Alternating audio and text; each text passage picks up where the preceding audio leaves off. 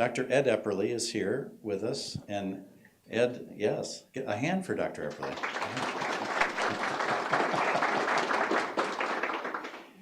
So we've been acquainted with Ed for a long time, but we're going to talk a little bit about our film, and we're going to talk a little bit about his book, mainly about his book. His wife Joyce is in the back at the book sale table.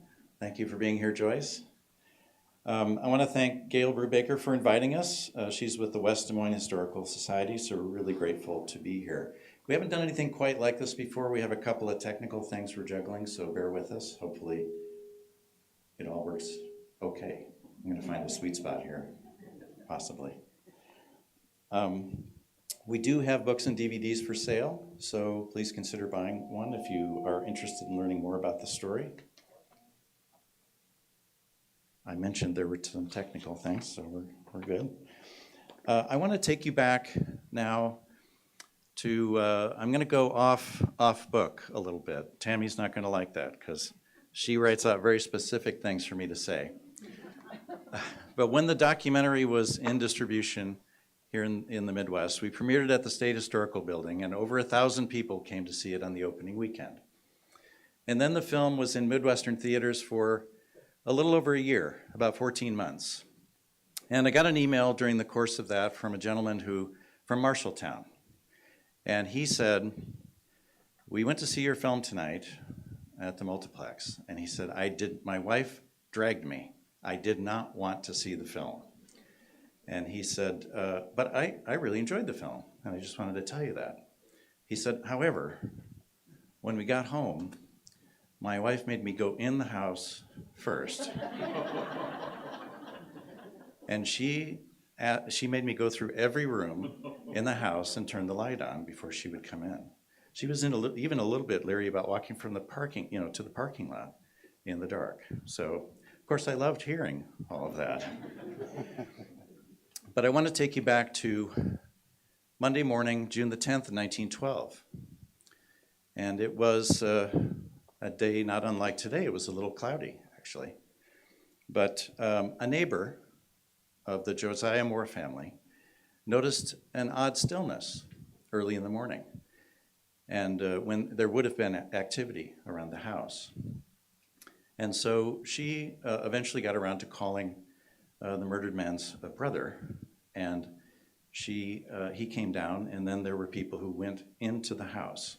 And I'm going to ask Ed to talk a little bit about what they found that morning.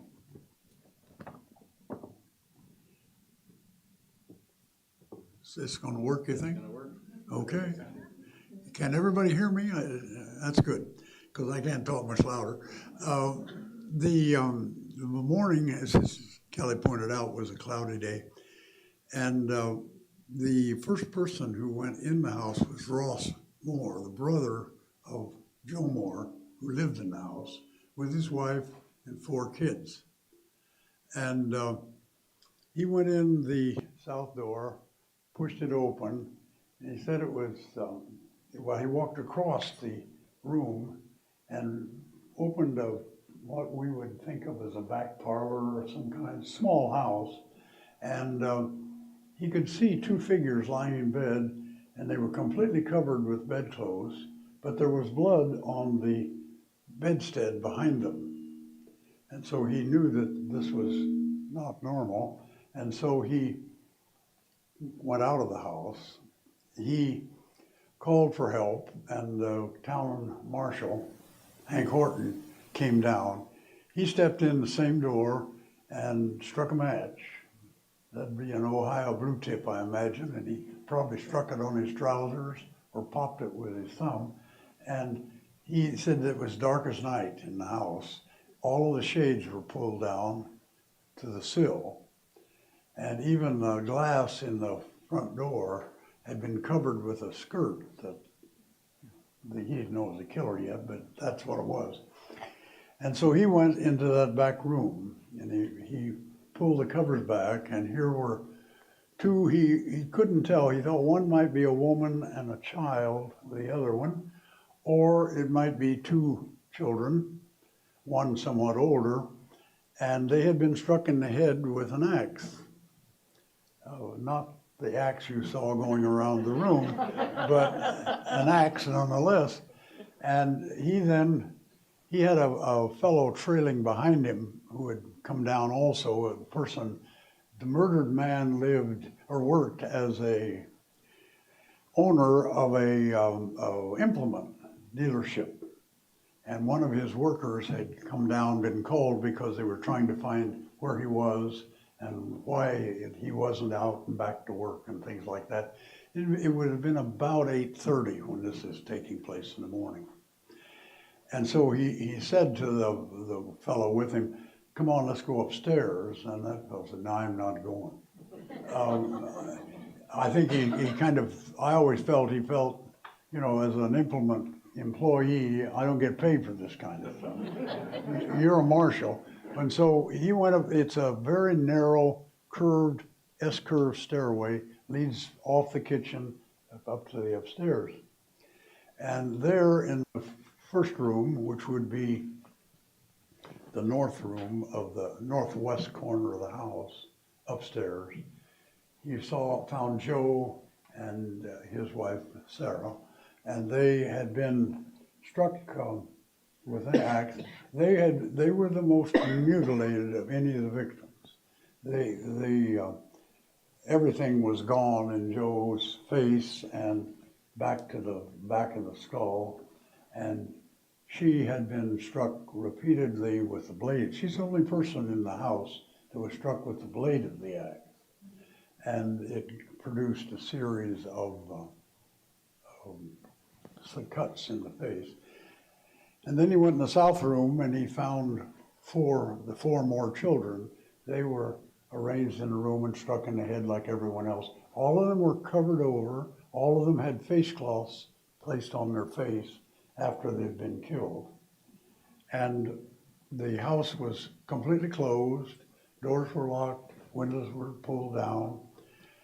There was the axe was leaning against the wall in the basement, in the downstairs room where the two girls, they were visiting that night. They were not part of the family.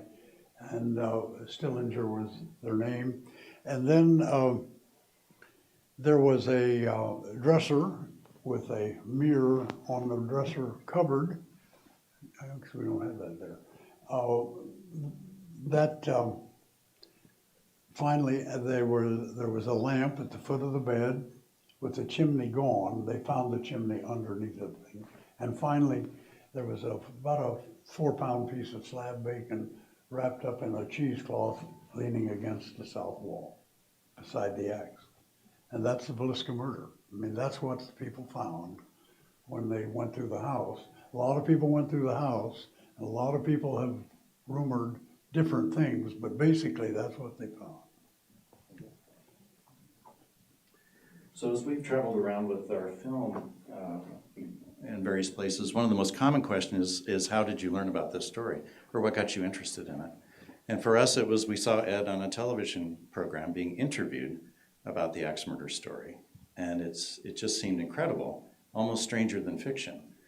So Ed, I think, gets the same question, right, Ed? How did you learn about this? So later, after we finished this film, we did a short film about Ed called Axeman. And we're going to show you, that's in all caps. And if you go out into the parking lot, you'll find his license plate, Axeman, okay? My wife buys that license plate, I don't. But this will be a short clip about how Ed got involved.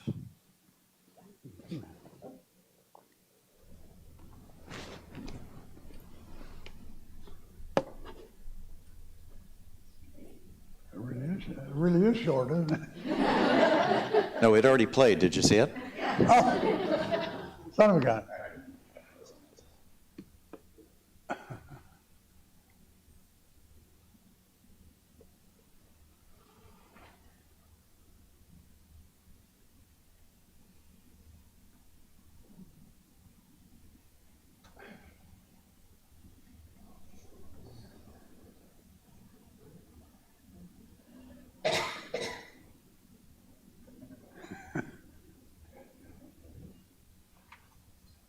I'm not responsible for the electronics.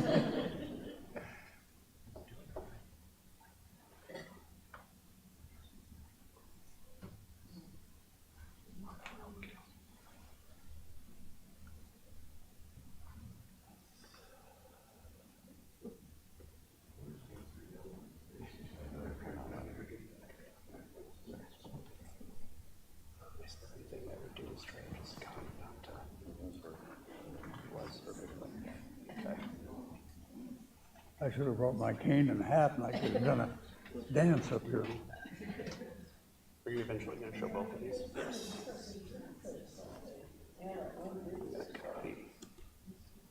Copy it onto the computer's desktop.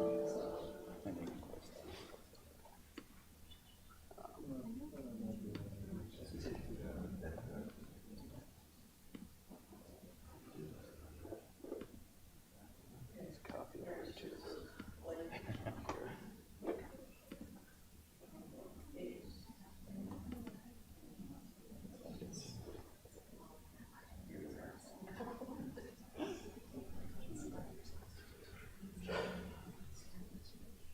It's strange that it works. So Ed, while we're waiting, why don't you tell us a little bit why What you want to try? why this axe murder, not one of the many others? What is it about this story that is so fascinating? I grew up in Leon, Iowa, about 50, 60 miles south of here, and I'd heard of it as a child. I was born about 15 years after it happened. If you could give me a couple seconds to. I'll finish that story. Okay. About 15 years after.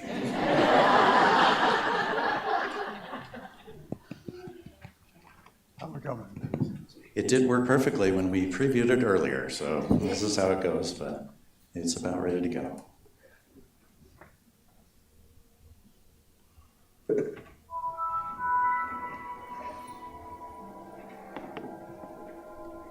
Well, this was the thing, and the day we left for you and I think we're in Lena, Iowa.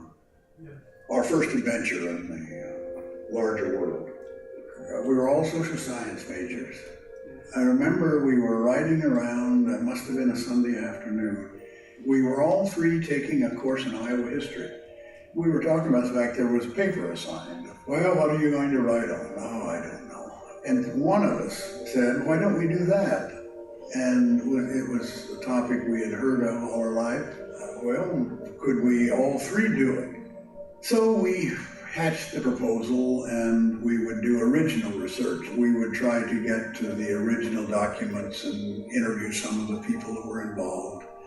We were excited on the way down, nervous, and not sure how we would be received. But we were there all day. One of us went to the newspaper, one of us went to the library, another one located the scene. Then we got a list of people that had some kind of direct involvement with the case, and again we divided up the tasks. It was an event of sufficient proportion that everybody who lived in that 100-mile radius knew something about it. It involved violence, murder, intrigue, mystery, uncertainty of who might have been involved and what motive was behind it, those kind of things. It became a hobby or something I could do whenever I had free time, and it was a big enough event that it filled my life. So since this is working, I'm going to try to play the second clip.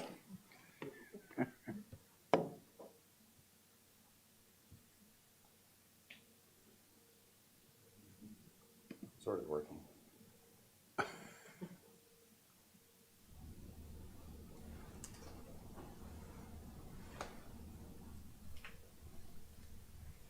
So how did people receive you when you went down there as like a young man? Was it Young. hostile? Was it?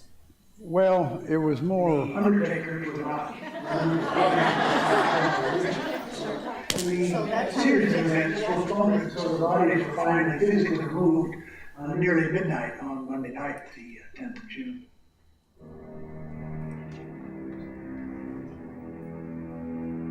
And of course, they got the lights on right away, because that argument was a small matter after this happened. In the wake of his murder, Joe Moore's hardware business competitors were overrun by customers. People bought guns all over the place. They bought locks and bolts, and of course the hardware stores ran out of them. We all stepped upstairs, and we had an attic off from our long closet and had a little lock on it. Mama every night would look to see if that lock was still on there. I could see the house from our place. And the house is just built almost like my mom and dad's. Sometimes I didn't want my folks to live there because that house is too much like a Moore home. They used to tie strings on tin cans. So that any intruder coming into the yard at night would make this rattling noise. Well, of course, any stray animal would do that. People would keel over in a dead faint as the cans start rattling, and you know, it's not funny because the sense of fear gripping a little town was, I think, probably the most vivid impression I had. Always after that, we were away someplace and came home, Dad would always take the lantern in first and look through the closets, and then Mom and us children would all follow in. Some families, according to the Villisca Review, began to live together in terms of 3 or 4 in the face of dangers. I talked to a young fellow who was young at the time. He was a 18-year-old farmhand out south of town and lived with a Swedish family, and so they put the whole family in the back bedroom and locked the door. And they put him in the front bedroom and didn't allow him to lock the door. The idea being that the killer would have to fight his way through the hired man, and that noise would awaken the family. There was the beginning of the mythology immediately afterwards, and part of the mythology was a sort of an exaggeration. This was, according to one newspaper, the most horrible event that had occurred in the history of the United States. Well, and then that goes on. It goes on to now there was the worst terror there. However, I have the feeling that people were pretty afraid, and they didn't know where this came from, and more than that, they couldn't explain the evil that it suggested. With no suspects in custody, people in Villisca and the county turned to each other for information. The stories got bigger and bigger, but some of them took on an interest of their own. One that surprised me was the idea that the picture of the assailant was imprinted like a photographic plate on the eye of the victim. Mrs. Moore, they felt that she had her eye open when she was struck, and like a camera image, it would remain. And I thought, my God, who would believe that? We have a persistence of vision. If you have light hitting your eye and then you look away, you see the source of the light again. And so there are some grounds that there is a chemical persistence in the eye. So the first rumor was that her eye was being sent to the State University in Iowa City to be analyzed, and they would get a photograph, a print made from it, so they'd have a photograph of the killer. The second rumor was that they had sent her whole head. None of that, of course, was true. One, the image doesn't remain in the eye, and secondly, she didn't have any eyes, actually, after the killer had struck. It was absolutely without foundation in fact. But it was reported in a number of newspapers, and then the weekly newspapers would pick up that story, and pretty soon it was all through Iowa. Okay, so obviously that clip was about the fear that gripped the community in the wake of something they had no reason to understand what had happened. And in addition to taking the various steps that you saw depicted in the film there, people started looking back to, well, what had happened yesterday or the day before, and kind of trying to figure out, well, what led up to this? And I'm going to ask Ed to read a passage from his book at this point. Had Mike been prowling the downtown alleys, maybe I better use that. Had Mike been prowling the downtown alleys during the time he was sitting in the park, He might have seen the one suspicious event of the night. Just a little background, Mike was a night marshal, and on the night of the murder, he did chores and rattled doors and things like that, and then he sat for 4 hours out in the Central Park. It's not a courthouse, it's not a county seat, but it's an open park downtown, and he could see all of the downtown business, or most of it, from that place. That's what led into this. He might have seen the one suspicious event of the night. Xenia Delaney was also napping on a cot that June night. She was the night telephone operator for the Mutual Telephone System. 20 years old in 1912, she had started working for the telephone company in 1908. The telephone exchange was located 1/2 block south of the town square in the upstairs room above Ross Moore's drugstore. Ross Moore's the brother, remember? His store was bordered on the south by an alley. Xenia got to her upstairs office by mounting a cast iron outside stairway. Still there, but you can't climb it anymore. It's falling off the wall.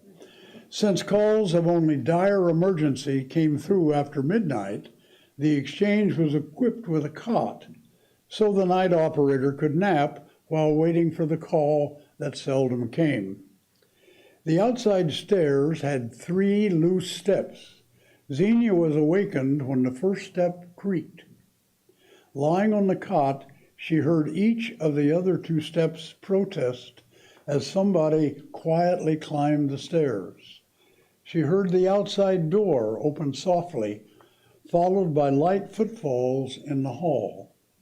Finally, her visitor mounted the 3 steps to the exchange door. In the dim glow of her nightlight, she watched the doorknob slowly turn. And when you buy the book, you can find out what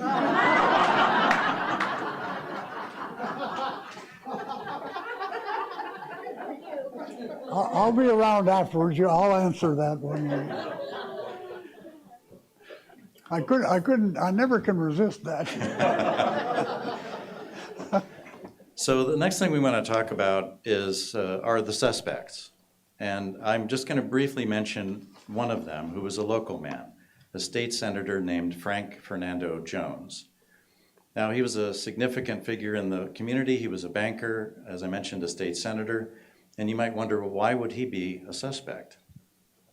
And there were 2 reasons that people presented as why he was a suspect. And the first was that he was a business competitor of the murdered man. So Jones was in the farm implement business, and Joe, the murdered man, had worked for him for a time. And then Joe was lured away by Deere and Company, I think just called John Deere in those days.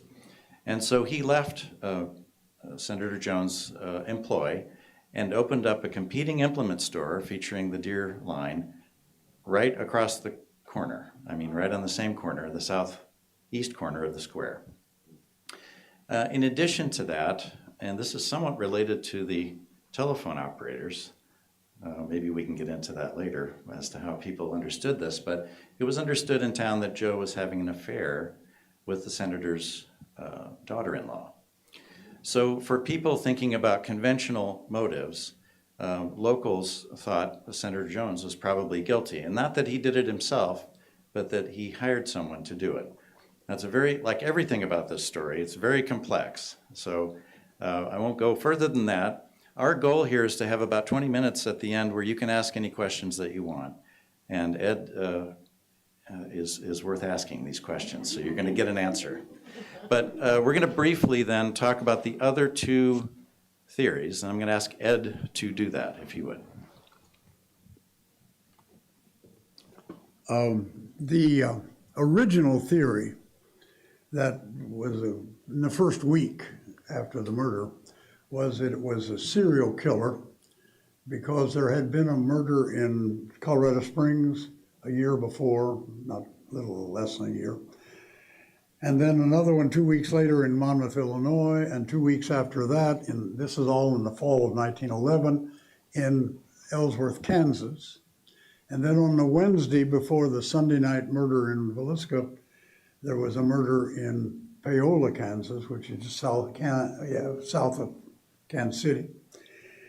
And Villisca was the 5th murder. And they got together, sheriffs, policemen from those towns, met in Villisca the week of the murder, discussed it. The problem they had was some of them thought the murders were just alike, and others thought there were really quite a lot of difference between them. I think all of them agreed that the Monmouth murder, which involved 3 people, and the Villisca murder, they were the closest alike. The accounts you read about this don't tell you why they thought they were most alike. But anyway, that theory died within the first month because it didn't lead anywhere. What do you do? You know, in those days, how do you trace somebody? No income tax, no credit cards, no phones, none of that. And so you had to wait till the killer struck again. And that was frustrating, and people started looking around for alternatives. The police had an alternative, but nobody knew about that because they were not talking about it. They wanted to develop it more.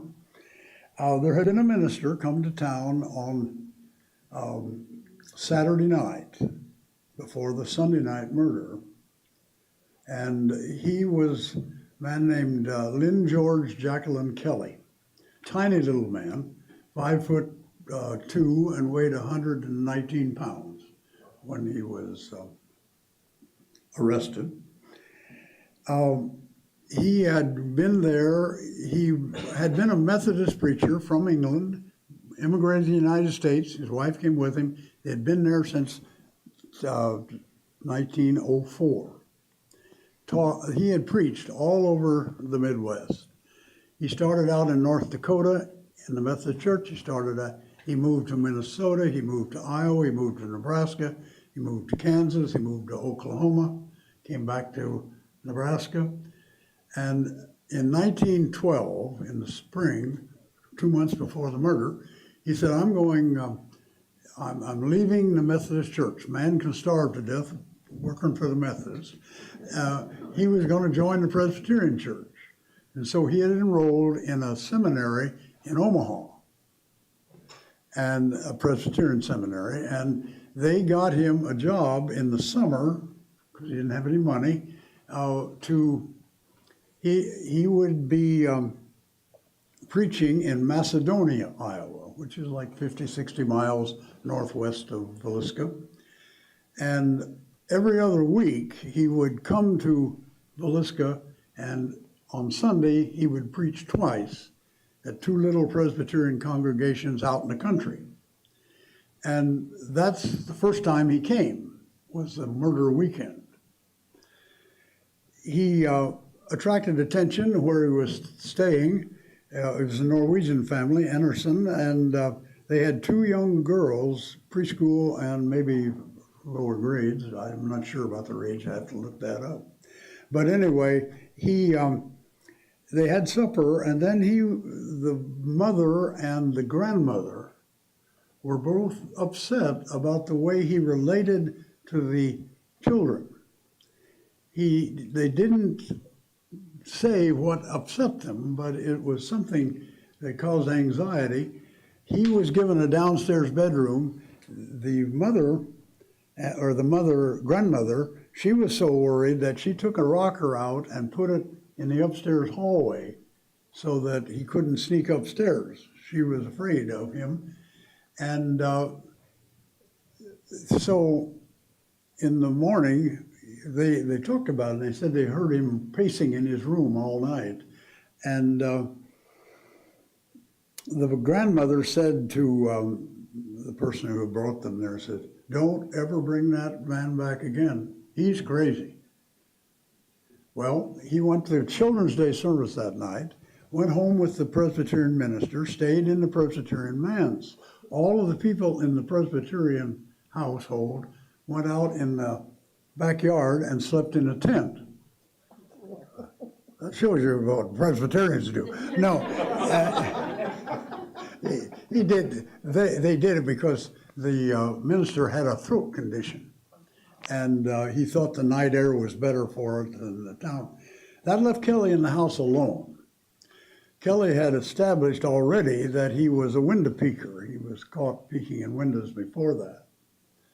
And we don't know what he did between about 11 o'clock at night and the next morning. He left on the 5:19 train that left Villisca for Macedonia. The murder was discovered about 7:30, 7:45, something like that, maybe a little after that, before the word got out. Kelly rode to Macedonia. To do that, you go west on the CB&Q Amtrak line, and not then, but it is now. And he got off the train at Hastings Junction, got on a local train that was going from Sydney to Macedonia. And on that train were two of his parishioners who he recognized. And he came up and he said he was nervous. He put his hands on the seats. The wicker seats, they said. And he said the most terrible thing in the history of the world happened in Villisca last night. A whole family was wiped out. And that was about a little after 7 o'clock. The murder had not yet been discovered. The police found out about that because he was writing letters to everybody. He was obsessed with the murder. He talked about it all the time. He wrote letters to all of the officials associated with it, and the private detectives that were working on it. And he talked about the killer was disturbed because two people walked up down the street when he was in the house, the killer. And they wondered, how did he know this? They also found out that he had sent a bloody shirt to a laundry in Council Bluffs the week of the murder. He sent it on Thursday after the murder had been found on Monday. And that they talked about, they meaning the authorities, the Iowa Attorney General and the county attorney, talked about, should we arrest him? Should we have a grand jury investigation? They decided not to because they weren't sure that they realized he was a bit mentally unstable. And so they consequently let him, they said, we know we can find him if we need to. In 1914, he was living in Winter, South Dakota, preaching with the Methodists again. He got kicked out of the Presbyterian Seminary because he hadn't paid his bills. It was a financial reason. But he, there he put an ad in the Omaha World Herald, said he wanted a secretary. And he got an application from a woman, 28-year-old woman in Council Bluffs. And he wrote back and said, you sound fine. I'd love to hire you. There is one condition, though. You have to type in the nude.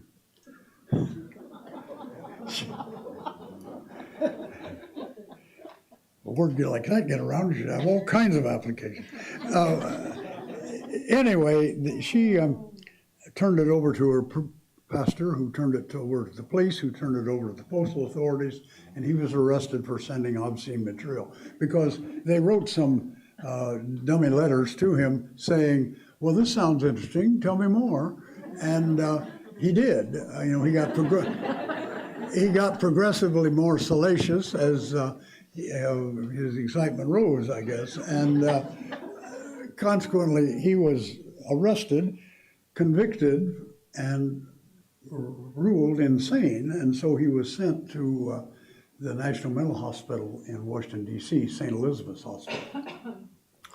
Then he was released in 1915, and he had several charges like that against him. But people found out, the public found out about him talking about the murder early, and they finally did arrest him in the spring of 1917, May or June. And he was brought to trial in September. By this time, the town was absolutely convinced I've said before, and I believe it, that they wouldn't have convicted anybody but F.F. Jones and his partner if Christ himself had testified for him. So the jury was convinced that Kelly was a mentally ill guy who might have imagined he did the murder, and so he was acquitted he had one vote for conviction by reason of insanity, or acquittal by reason of insanity, and 11 for acquittal. And so they had a second trial. That was a hung jury, and the second trial acquitted him. And then he's a viable suspect. So you really, people ask, well, who do you think did it? And I said, well, I think these two did. Serial killer or Kelly. I just don't know which. Thank you, Ed. So we have just one more thing I'm going to ask Ed, because as he will testify to, I think, the Villisca axe murder story is connected to everything, it seems. Yeah. So as we've gone around to different communities, usually there's a connection to that particular community. So Ed, real briefly, because we're about to do the Q&A, what are the Des Moines connections to the Villisca axe murder story?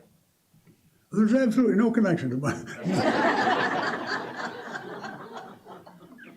No, there are a lot of connections to Des Moines. First, the way the Iowa investigation, they had no BCI, DCI, whatever it's called at this time. It was formed somewhat, not entirely, but somewhat because of this murder. When the murder happened, the state attorney general was the chief policeman, of the state, really. And he had a few assistants. Some of them were not in regular employ, but could be drawn out and hired to work on it, and they did that.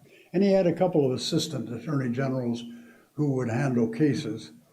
So they were involved from the very beginning. They sent there a man named Sampson, Harry Sampson. He came down and kind of participated in the investigation. The next level down is the county level, and that was a man named Radcliffe, who was a county attorney. He handled the local level. So from the very beginning, the state of Iowa, and that means Des Moines, because that's where all of them are housed, were involved in the investigation. Also, the Des Moines Register was involved, has been. In fact, one of the reasons that the story is remembered is that when times got slow at the Register, every 20 years or so, they would put out another rehashing of the Villisca case. 1930 was the most, it was a three-volume story, ran over 3 Sundays, and that might have been the Tribune, but it was the two kind of meld together. And in that investigation, they tried to rehash the entire case, and they had 10 years after the trials to do that, and that's probably the most complete summary of it from the newspaper. And then in 45, they had another story about it, and that one was helpful to me because that's how we got the axe. Don Brown, that was on the picture, he and I were still working on it, and I was looking at that. I found that 1945 article, and here stands a man named Risden, who became the second head of the BCI, Bureau of Criminal Investigation, and which was formed, by the way. One of the reasons was a guy named Klaus Anderson, who was a representative from Stanton, which is just outside of Villisca. He introduced, summer after the murder, he introduced an idea of why don't we pass a law that'll create a permanent investigative group who are under the control of the Attorney General, but they would be a professional group and they could handle cases like this. The urban Democrats opposed that. The rural Republicans supported it. And the reason was that the urban Democrats said, we don't have axe murders very often. We only have one that we knew of. And, but we've got a lot of hassling people about drinking. And it was county option at that time. And so the urban areas could have alcohol and the rural areas didn't. And so they blocked that law for about 10 years and then they created it. Accepted. Well, anyway, in the 45 paper, it shows Risden standing there holding the axe, and he says he's writing a book about it, and he's got the axe. Don Brown was living in Des Moines then. I called him and said, I was living in Pella, and said, would you see if he's still in the phone directory? And he was. And so he called, and he got an elderly lady. And no, he's dead. He was my husband. Well, we have this picture from 1945, shows he had the axe. Do you still have the axe? Yes, I do. It's upstairs in a closet. And, well, would you sell it? And she said, oh, I'd give it away. Gives me the willies. And so Don went down and talked with her, got the axe, and we've identified it. It's got some markings on it, including markings of the trial, exhibits, and things like that. And so when they got with the axe, we got thinking about it, and well, we're going to have to prove this is the axe. So he went down with a notary public to get a notarized statement from it. She wouldn't accept any money, but we both felt guilty about it, and so we gave her a box of chocolate-covered cherries. And when I gave the axe to the Villisca Historical Society, originally where they transferred to the state, it's now back at Montgomery County History Center. But when we did that, I gave him the axe, and Susie Anderson reached out and gave me a box of chocolate-covered cherries.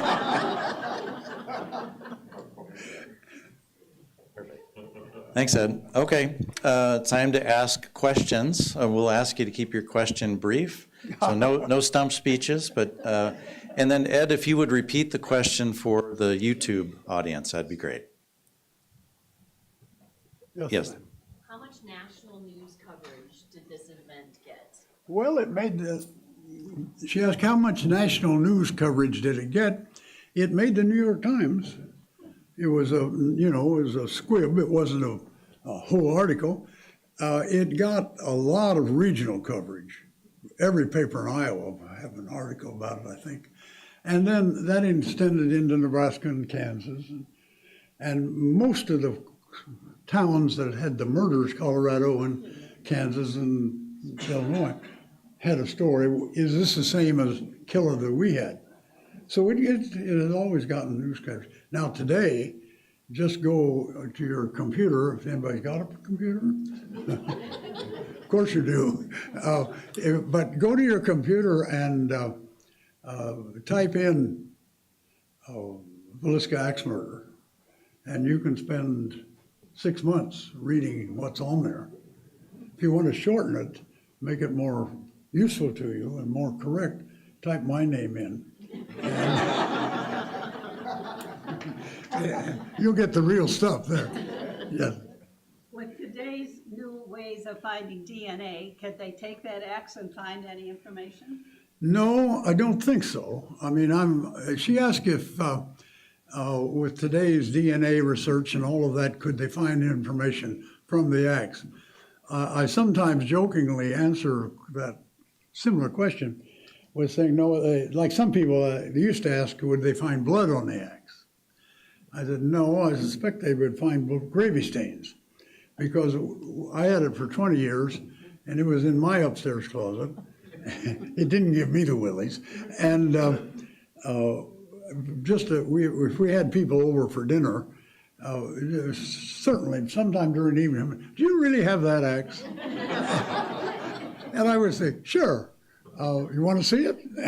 Of course they did. And I'd go and get it, and we're at the dinner table, and so we passed it around. And that's why I thought it might have gravy stain. Actually, the blood would be from the victims. It'd be hard to separate. They did have a fingerprint expert come in, and he fingerprinted all the victims so that if he found a fingerprint, he could eliminate them. Other questions? Yes, sir. Ma'am. What do you think about the haunted rumors or the ghost stories that have surrounded Josiah? Sure. She asked about the haunting, the house is haunted. That's, I don't, personally, I don't think I would recognize a ghost if I walk through one. But many, many people do. In fact,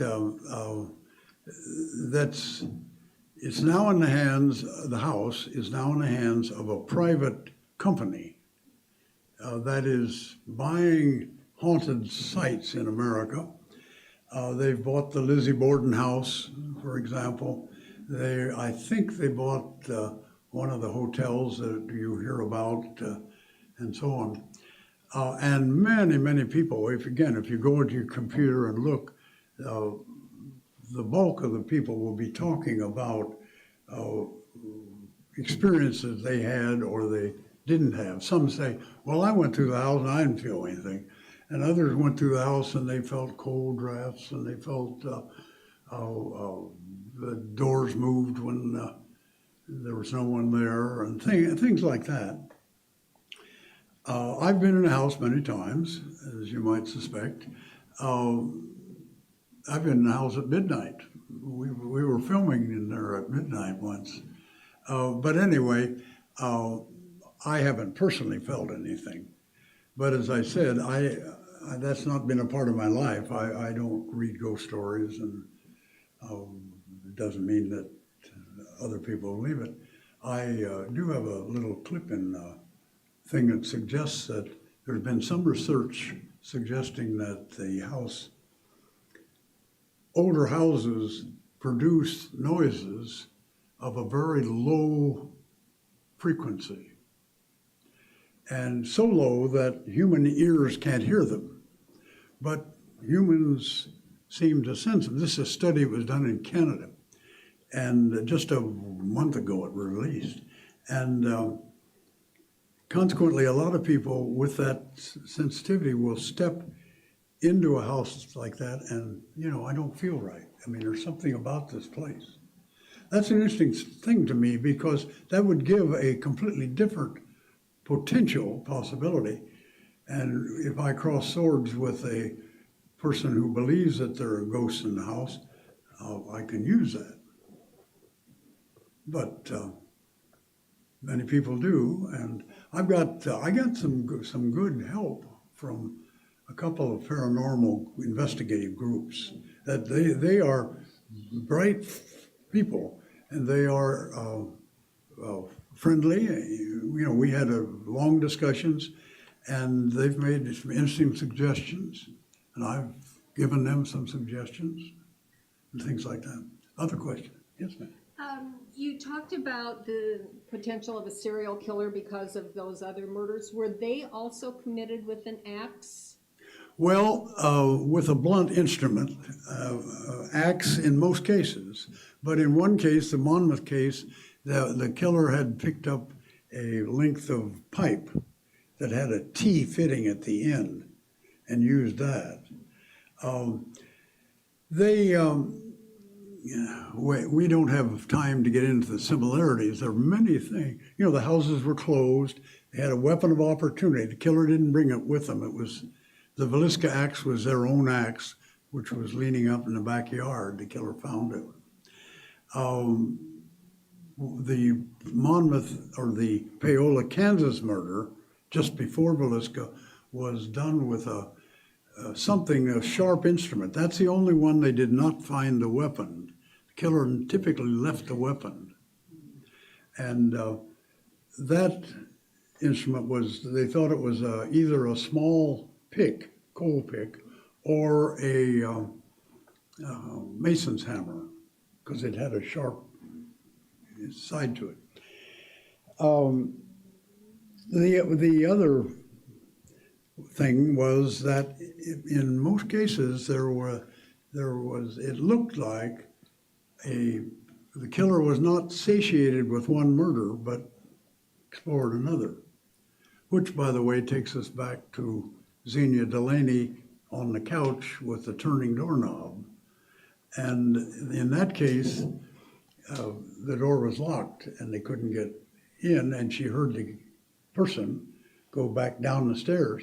She got up, saw it was 2:10 in the morning, and tried to look out of an upstairs window and testified that she was unable to see the person walking down the stairs because it was too steep, too close to that building.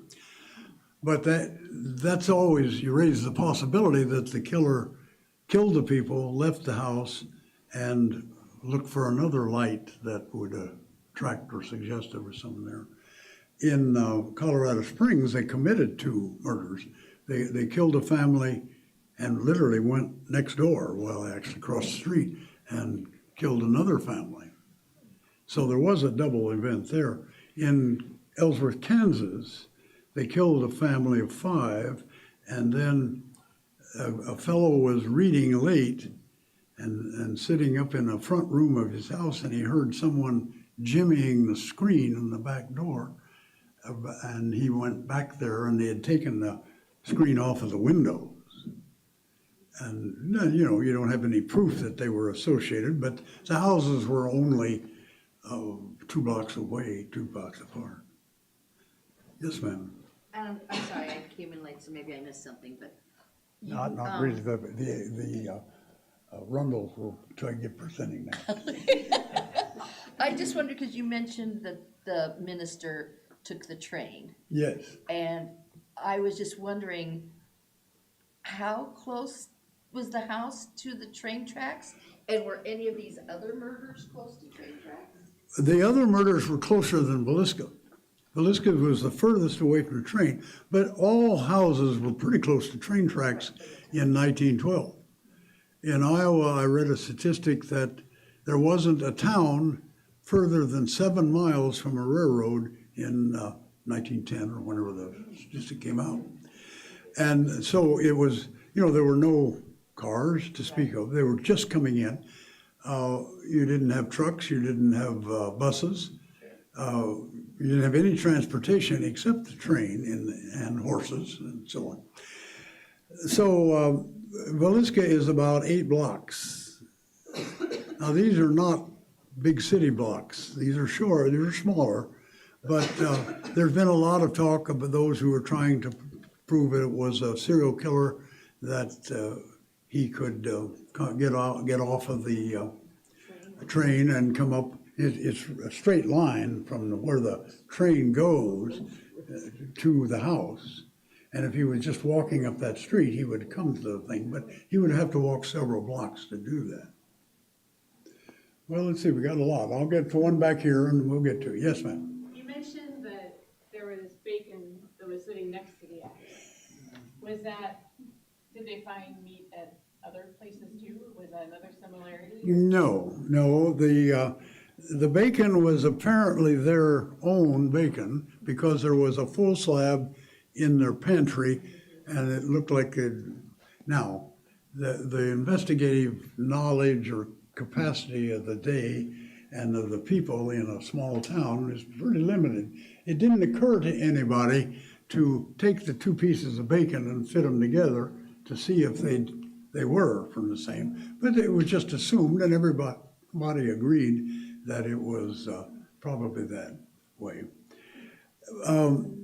That figured more in the Kelly case than the other. When he was in the mental hospital in Washington, D.C., he had a habit of stealing pieces of meat and putting them in his room. And he was mentally unstable. even more so than I.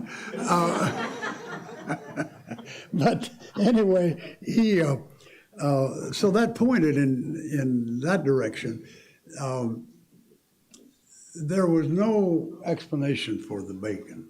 Nobody, none of the police, none of the people, even the people creating rumors, talking about it, who knew nothing about it, they came up with wild things that it was a kit, part of the food of a tramp, and he forgot it and left it there.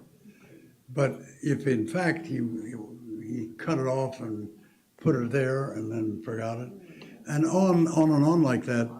The only other theory came from a fellow named Thacker. George Thacker was a head of the Oregon Prisoner Aid Society, which was a group that would help prisoners who were released from jail and or state prisons, and help them get jobs, find housing, things like that. It was a support group.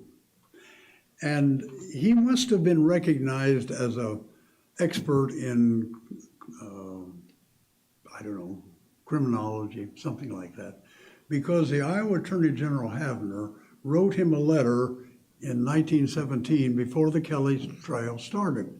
And he included a description of the scene and a description of Kelly and asked for his opinion as to what he did. And he said, well, the bacon is the key factor. That the bacon was used as an artificial vagina while the killer masturbated after he killed him. And that's why the girl downstairs was brought down in the bed and posed with her undergarments removed and her nightgown pushed up over her waist. And nothing came of that. It wasn't used in the trial that I'm aware of. But that's the only other theory that I'd heard about it. Okay, all right, sorry. I wish the bacon had not been the last thing we talked about. But Gail needs to draw our YouTube portion to a close, but stay where you are. There's a bit more to talk about. Wow, that's a tough one to follow, isn't it? I want to point out that many of you have a survey on your chairs, and there's also a QR code on it that can take you to an online survey just asking for your opinion on this program, if you've been to any of the other Iowa Files programs, and most importantly for me, do you have any ideas? Any other topics that you would like to learn more about? I think it's really important also to point out that Kelly and Tammy have are Emmy Award-winning filmmakers. This is not their only project. Fourth Wall Films, please look it up, and you can find some really amazing movies about the Iowa's own Gene Seberg, and other topics. So that's Fourth Wall Films. I want to thank everybody who came here today. There is more information about projects and things that are happening with the Historical Society. Save the date for Saturday, October 3rd for our huge, awesome Jubilee. And thank you to the Friends Foundation of the West Des Moines Library, the West Des Moines Library themselves. They are awesome. Polk County Supervisors, Bravo, Greater Des Moines, and our members and donors. So we'll see you next fall.